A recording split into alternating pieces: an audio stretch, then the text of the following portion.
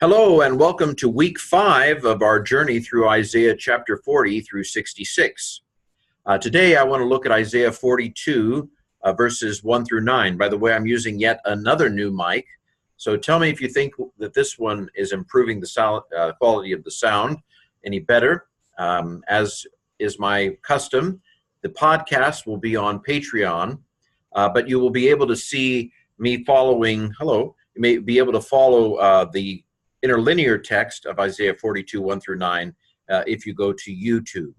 So let's dive in. So we begin with verse 1. Behold my servant, in whom the one I am holding you in him. The chosen one, in the chosen one of my delight. I have put my spirit upon him.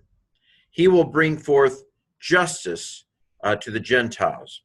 Okay, so who is this servant here? Well, if you know the New Testament, you immediately think of Matthew chapter 12, because in Matthew 12, Matthew quotes this. Matthew sees these verses being fulfilled in the ministry of Jesus in Galilee. And of course, we believe that Matthew is inspired, and so no doubt these verses do apply to Jesus in Galilee. But of course, as we take our exegesis to the next level, we recognize that there was an original meaning to this section of Isaiah, that the Israelites would have not necessarily had the knowledge of Jesus, not in any kind of detailed way.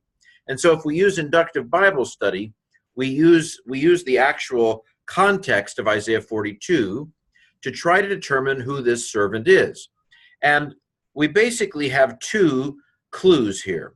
One is that back in the previous chapter, and I don't have it up here on the screen for those of you watching, but I can find it. Believe me, I can find it. That in the previous chapter, chapter 41, verse 8, Israel has been indicated to be the servant. So if we go strictly on the context of Isaiah 42, the literary context, the previous chapter, our first inkling must be, and I mean, if we're going to be inductive, our first thought will definitely be, is this Israel? Is Israel the servant? Behold, my servant, whom I uphold, in him, my chosen one, in whom my soul delights. I put my soul in him. He will bring forth justice to the Gentiles. Our first thought is to see if this applies to Israel. Can it apply to Israel? Well, certainly it can apply to Israel. That Israel was meant by the Lord to be a light to the Gentiles. In fact, sometimes this is suggested as one of the fundamental problems with the Israel of Paul's day, is that Israel had not chosen to be a light to the Gentiles, but instead Israel had chosen to keep the message of Christ for themselves. Now, N.T. Wright does that sort of thing. I'm not 100% convinced that will fly, but I do believe definitely that verse 1 can be read very easily as a reference to Israel as God's servant, in whom God has delighted, in whom God has put his spirit, his life, his nephesh, and his ruach, which seem to be used somewhat interchangeably here, his breath. God has breathed upon Israel, and Israel is going to bring forth justice to the Gentiles. Now, that could be read that way.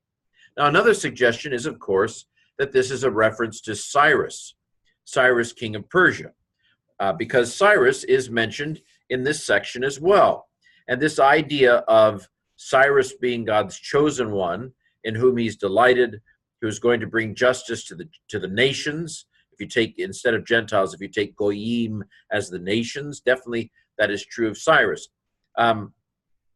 It's difficult for me to choose in terms of the original meaning, because it's clear in chapter 41 that God calls Israel his servant. And yet, in the previous verses, if you go back into the last part of Isaiah 41, it does talk about Cyrus and how God is bringing Cyrus. And so, think about Cyrus bringing justice to the nations. That's what happened, right? So I lean a little bit toward, in terms of the original meaning, a reference to Cyrus here as God's servant, because Isaiah 45 will call him his servant, will it not? Yes, it'll call him his anointed. That's even better than a servant, to be God's anointed one. So perhaps this is an allusion to Cyrus in the original meaning. Now, of course, Jesus is also a fuller sense to it, a fulfilled sense to it, a spiritual sense to it, a far sense to it, if you would. And of course, Jesus is a light to lighten the Gentiles. This is a theme of this lighting of the Gentiles is a theme in this section. And we will see the Gospel of Luke especially and Acts focus on the idea of Jesus as a light to lighten the Gentiles. Well, it may just be, sometimes I suggest that when there's this much ambiguity to the original meaning, that a lot of times those are perhaps places where the Holy Spirit has put a little extra something, the secret ingredient, that the Holy Spirit has maybe put a little bit extra into this verse, kind of like those three-dimensional pictures that if you stare a little bit beyond them, they come out of the picture and they become kind of 3D. There may be some passages in this section of Isaiah that if we put our spirit glasses on, something comes out of them that isn't entirely clear because of the ambiguity to begin with. And of course, the New Testament reads these verses about Jesus. So let's go on to verse 2. He will not cry out, he will not raise his voice, nor will his voice be in the street, will he cause it to be heard. Verse 3, a bruised reed he will not break, and he will not nor a smoke, he won't bring a smoking flax, he won't put out a smoking flax.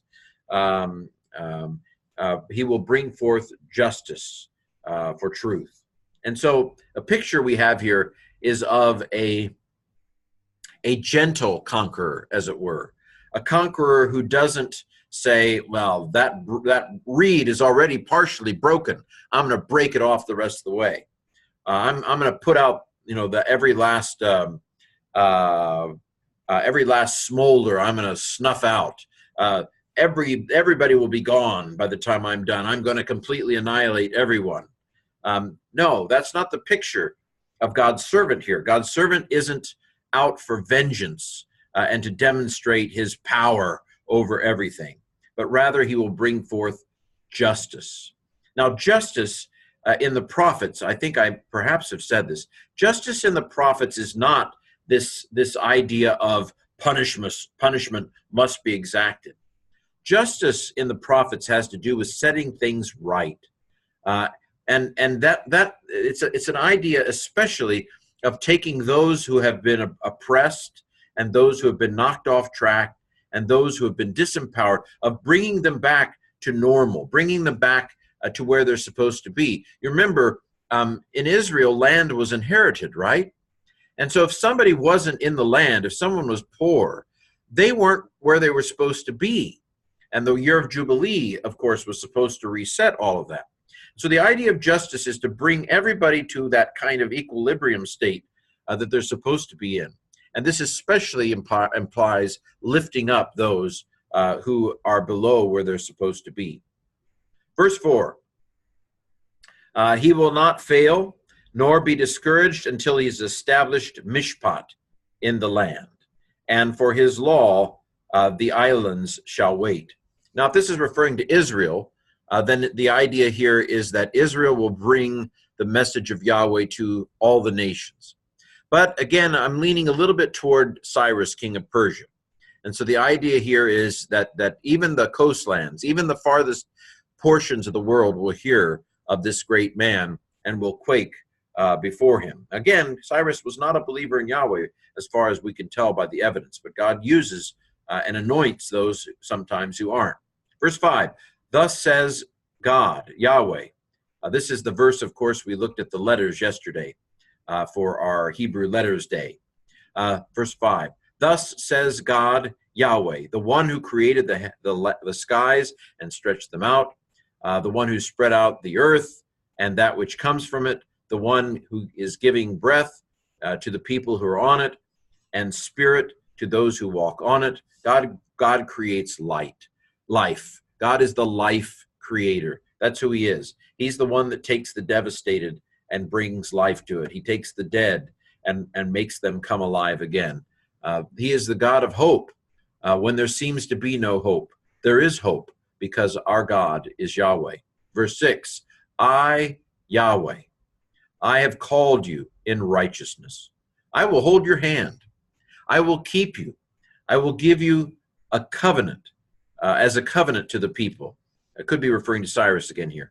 I will give you as a covenant to the people and as a light to the Gentiles. By the way, I have called you in righteousness. We're going to see in this section of Isaiah, just as we see in the Psalms, a sense of God's righteousness as a saving righteousness. God's righteousness is the fact that he saves his people. That's a strong demonstration of his righteousness. And this is one of the reasons why most scholars now think that in Romans 1:16 or 1:17, where Paul says, for in the good news, the righteousness of God is revealed, that it's a reference to God's propensity to save his people and, in fact, the world. God demonstrates his righteousness, his mishpat, his justice in his salvation. Okay, verse 7. To open the eyes of the blind and to bring out the prisoners from the prison, from the house of prison, those who sit in darkness. And of course, there were no lights in prisons in that day, right? In jails, which were not permanent. They were more of a temporary holding back then. But there was no light in them. So that's part of the image that I see here. This idea of sitting in a damp, unpleasant, no doubt cold, chained, dark place.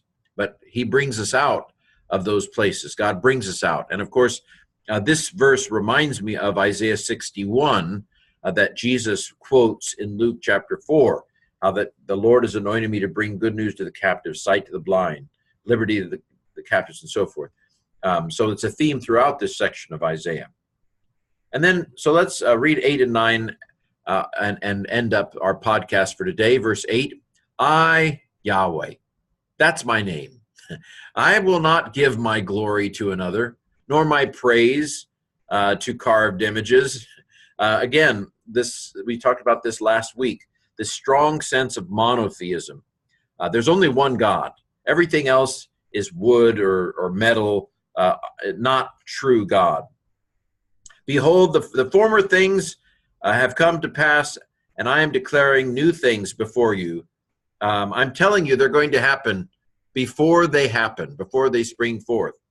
And of course, God is omniscient, so he knows what's going to happen. And of course, again, we have these two choices. Is this Isaiah talking about events that will happen 200 years later, or is this a prophet, from the late 5th century in Isaiah's tradition?